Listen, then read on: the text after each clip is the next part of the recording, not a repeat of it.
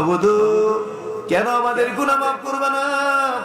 গুনাহ যদি মাফি না করবা কেন, তাইলে তুমি তোমার একটা নাম রাখছো গাফফার। তোমার বান্দারা গুনাহ করবে, তুমি মাফ করবা। তুমি জানো তোমার বান্দারা গুনাহ করবে আর তুমি মাফ করবা, তুমি ভালো করে জানো। এই জন্যই তো তুমি তোমার নাম রাখছো গাফফার। তোমার বান্দারা যদি গুনাহই না করে আর তুমি যদি ক্ষমাই না করো, তাইলে তুমি গাফফার হইবা কেমনে আল্লাহ? জীবনের যত গুনাহ, সমস্ত গুনাহ থেকে তওবা করলাম, ওয়াদা দিলাম বাকি জীবনে আর গুনাহ করব না। মাবুদু এমন একটা সময় আমরা বিছাইছি যখন তোমার বান্দাদেরকে তুমি মাফ করতেছো।